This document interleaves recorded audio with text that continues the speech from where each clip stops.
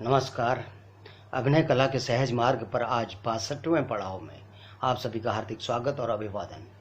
आज तो विलम्ब हो ही गया है, तो आज इसे अपलोड होने में थोड़ा सा टाइम लगेगा, लेकिन आज मैं कुछ छोटी इकाई में आपको आज तक के जो 4-5 दिन की बातें हुई उन्हीं का और थोड़ा सा खुलासा करने की कोशिश कर रहा हूँ, जिसमें मैंने एक दिन आपसे कहा था कि शब्दों के बीच में भी तो कुछ होता है और कभी कभी तो ये ज़्यादा ही होता है, अन्यथा कुछ न कुछ तो होता है। कम से कम वो जोड़ तो होता ही है जो एक शब्द से दूसरे शब्द को भावनात्मक या वैचारिक रूप से संयुग्म करता है। जैसे एक माला होती है, माला की 2 मोतियां, वो भले ही अलग अलग होती है, लेकिन भीतर जो तार होता है माला का, जो उनको एक समग्रता की एक यूनिट बनाता है और उन यूनिटों का युग्म बनाता है, वो तार तो होता ही है ना। तो उस तार का एहसास भी बराबर बना रहना चाहिए, नहीं तो शब्द अलग अलग डिब्बों के रूप में दर्शक के कानों और दिलो दिमाग में जाएंगे, आपस में संयोजित होकर नहीं। संयोजित मतलब भाव और विचार से संयोजित होकर नहीं जा पाएंगे, ठीक है। तो कभी कभी बीच में हमें बहुत कुछ खोजना पड़ता है, इसीलिए मैं सारी बातों को ध्यान में रखते हुए कभी कभी अपने छात्रों से कहता हूँ, एक्टिंग इज डिस्कवरी। एक तरह की खोज करनी पड़ती है डायरेक्टर के लिए भी और एक्टर के लिए भी। जो मंच में जो भी होता है निरंतर अन्वेषण करना पड़ता है इन बिटवीन, 2 क्षणों के बीच में क्या है, ठीक है। तो आज थोड़ा सा कुछ ऐसा काम करते हैं। मैंने इसके लिए एक छोटा सा सेंटेंस चुना, और कितना चाहिए। तो इस और कितना चाहिए को हम 2-3 तरीके से कहेंगे, लेकिन इस और कितना चाहिए को कम से कम 5 बार कहेंगे। मतलब आप ये समझ लीजिए कि एक स्क्रिप्ट मिली है आपको, उसमें 5 बार लिखा और कितना चाहिए, और कितना चाहिए, और कितना चाहिए, और कितना चाहिए, और कितना चाहिए, और आपको सिचुएशन मिली कि इसको जो है परफॉर्म करिए आप। अब ऐसा तो नहीं होगा कि हम 5 बार और कितना चाहिए, और कितना चाहिए, और कितना चाहिए, और कितना चाहिए पढ़ देंगे, ऐसा तो नहीं होगा। यानी कि इसमें पहले और कितना चाहिए के तुरंत बाद दूसरा और कितना चाहिए अगर हम लगा देंगे, उसी प्रकार से तीसरा चौथा, तो हम ज़्यादा वेरिएशन कर ही नहीं पाएंगे। हम उन बातों के पीछे अलग अलग पात्रों की अलग अलग मनोदशा का जो है की कल्पना कर ही नहीं पाएंगे। तो हम जो हमारी जो खोजी वृत्ति होगी, सृजनात्मक खोज होती है एक्टर और डायरेक्टर के और डिजाइनर के भीतर, लेखक के भीतर, कलाकार के भीतर, गायक के भीतर, नर्तक के भीतर, चित्रकार के भीतर, सबके भीतर एक लगातार मुसलसल कला की खोजी प्रवृत्ति चलती रहती है, ठीक है। तो और कितना चाहिए हम मान लेते हैं 5 बार लिखा है। मैं यहीं से शुरू करता हूं, ठीक है।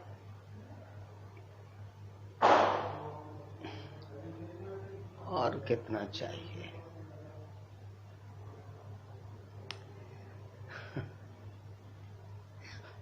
और कितना चाहिए, और कितना चाहिए,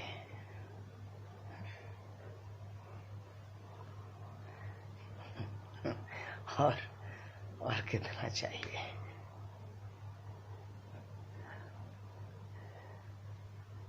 और कितना चाहिए। अब ये जो एक हमने एक नमूने के तौर पर दिखाया, इसका अभी बहुत ज़्यादा मनोवैज्ञानिक अध्ययन हम नहीं कर पाएंगे और न ही उसके जो कुछ सूत्र जोड़ेंगे, लेकिन सिर्फ एक आइडिया देने के लिए कि हाँ, इस तरीके से भीतर 2 शब्दों के भीतर बीच में भीतर कोई ना कोई भाव चल रहा होगा, उसकी जर्नी हो रही होगी। एक शब्द खत्म होने के बाद जहां पर जिस भाव और विचार के बिंदु पर वो शब्द छूट रहा है, वहीं से जो है पॉज में वो तार तो जिंदा होगा, वो तार तो चल ही रहा होगा और उसके भीतर भाव और विचार का करंट प्रवाहित हो ही रहा होगा, और वो बाद में किसी न किसी ऐसी डिग्री पर पहुंचेगा जहां से फिर से दूसरे शब्द को बोलने की जरूरत पड़ेगी। तो ये चीजें होनी चाहिए। अब हम थोड़ा सा और स्पेसिफिक कर लें, जिससे कि बातों का जो है कुछ प्लॉट समझ में आ जाए, ऐसी भी कुछ कोशिश कर लेते हैं। जैसे इसी को थोड़ा हम 3 विभिन्न मूड में कर लेते हैं। एक क्रोध में ले लेते हैं, एक दुख में ले लेते हैं, और एक हास्य में ले लेते हैं, ठीक है। अब यहाँ पर यह है कि हमें किसी न किसी पात्र के सामने कल्पना करनी पड़ सकती है। सहायता के लिए, सरलता के लिए, है ना। स्वागत भी हो सकता है, एक बार स्वागत करके भी कोशिश करेंगे। तो अभी तो ये कर लेते हैं कि मान लिया हमारे पास सामने पात्र है, ठीक। अब मैं यहीं पर अलग अलग मनोदशाओं में समय और स्थान की क्या भूमिका हो सकती है संपूर्ण चरित्र चित्रण में, इस पर भी थोड़ा काम कर लेते हैं। अब मैं थोड़ा सा हास्य में ही ले लेता हूं, थोड़ा सा खुशी में, हास्य में ना खुशी, प्रसन्नता, चित्त प्रफुल्ल है, प्रसन्न है ना। और कितना चाहिए,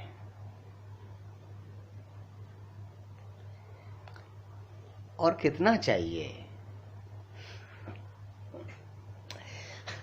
और कितना चाहिए।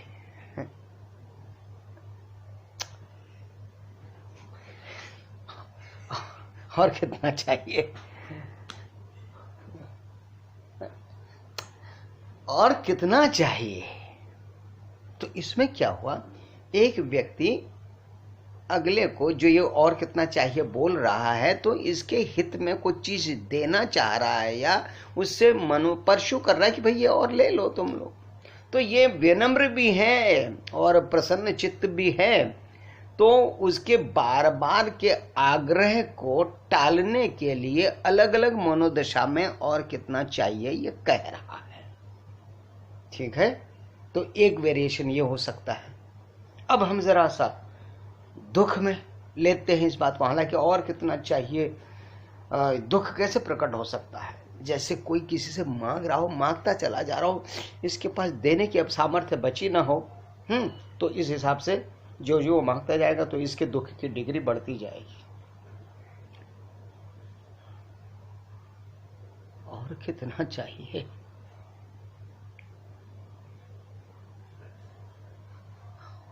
और कितना चाहिए,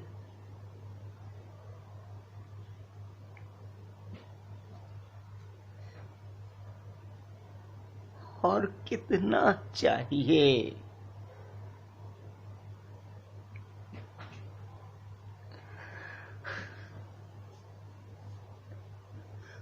और कितना चाहिए।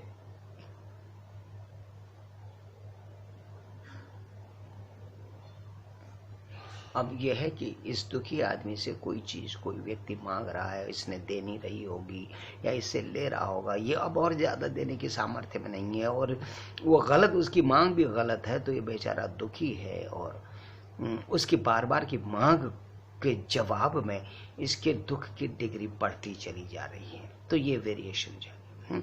अब ये मान लिया ये व्यक्ति खड़ा है, तो वो समय, अब आपने देखा होगा समय और स्थान का बहुत सूक्ष्मता से तो प्रयोग हुआ ही होगा, उपयोग तो हुआ ही ना, क्योंकि इसने अपने शरीर के पोस्चर से, भाव भंगिमा से, गर्दन के झुकाने से, टॉर्सो के घुमाने से स्पेस की डिजाइनिंग तो करी ना, स्पेस में अपने बॉडी की डिजाइन करी। और बॉडी ये क्यों हो रही थी, बॉडी के भीतर भाव इमोशन चल रहा था और वो जो सेंटेंस बोल रहा था और कितना चाहिए, उसकी स्ट्रेचिंग, उतार चढ़ाव, समय ज्यादा लेना या बीच में गैप छोड़ना, कहीं कम गैप छोड़ रहा है, कहीं ज्यादा छोड़ रहा है, तो ये क्या हो रहा है, टाइम एंड स्पेस में ही वाणी के द्वारा और शरीर के द्वारा अभिव्यक्त होने वाले भाव विचार को टाइम एंड स्पेस में डिजाइन किया जा रहा है। उसका महत्व है ही है। अच्छा, अब हम थोड़ा सा क्रोध में आते हैं, ठीक है, देखते हैं इसमें क्या होगा। और कितना चाहिए, और कितना चाहिए, और कितना चाहिए,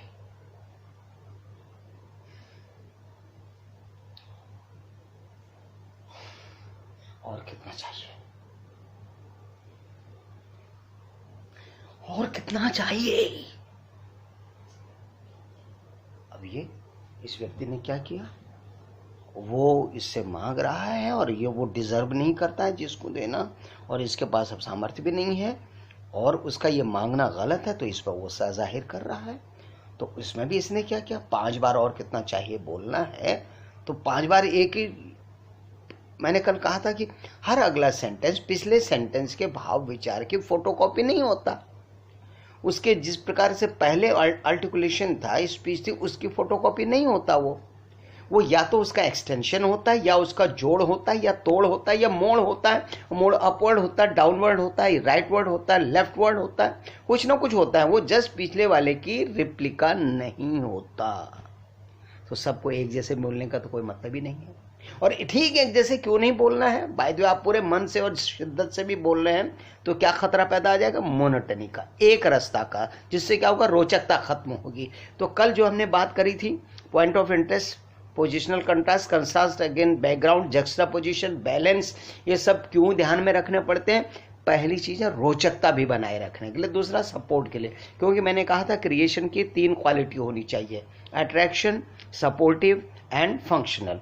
तो ये इस प्रकार के प्रयासों से उसका रोचकता भी बनी रहती है, और उसके पीछे भाव जो विचार है, जो भाव है, जो विचार है, उसके बहुत समर्थ कम्युनिकेशन की या कम्युनिकेशन के बाद प्रभाव पैदा करने की भी संभावनाएं बढ़ जाती हैं, या बढ़ती क्या है, उसके लिए जरूरी होता ही होता है।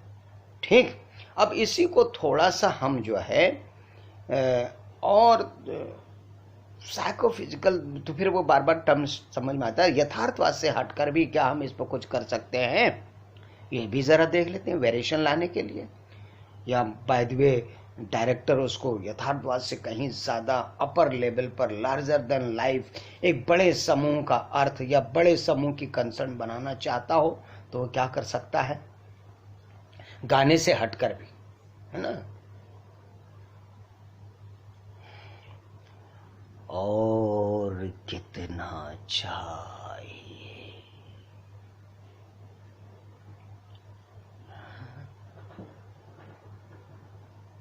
और कितना चाहिए, और कितना चाहिए,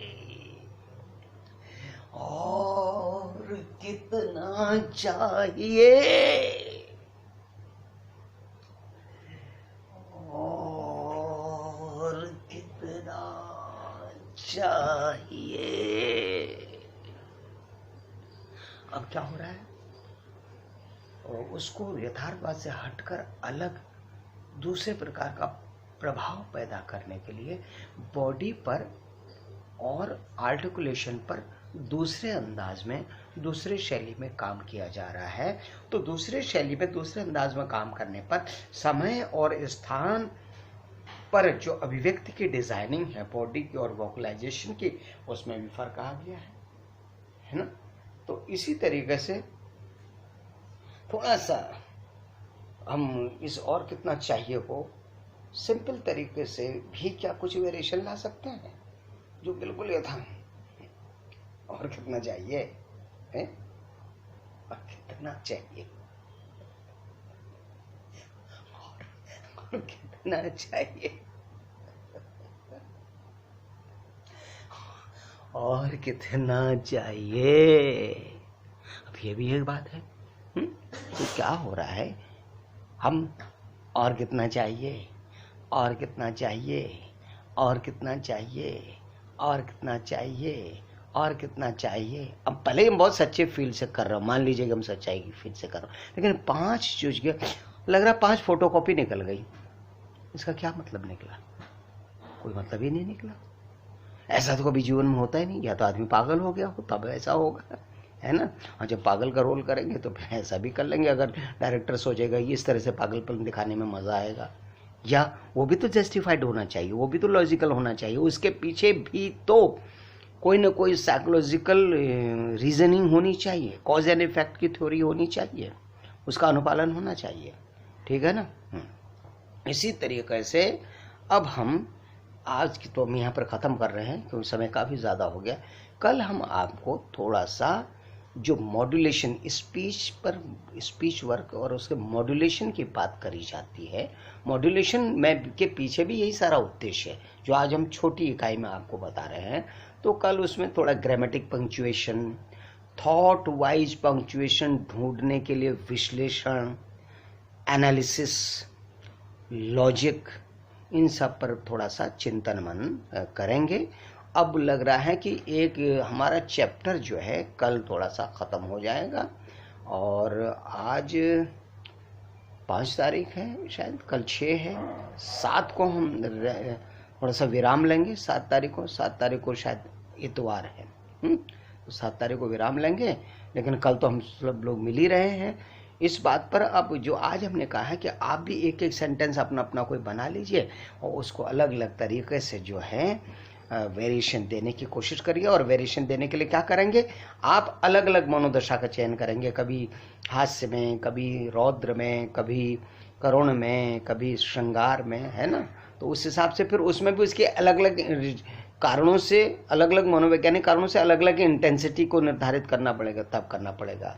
हाँ, थोड़ा सा इस तरह से करिएगा कि घर वालों को डिस्टर्ब ना हो और घर वालों को ये न लगे कि आप एक्टिंग के चक्कर में पागल हुए जा रहे हैं। तो अपना सोच समझ के करिएगा, ठीक है।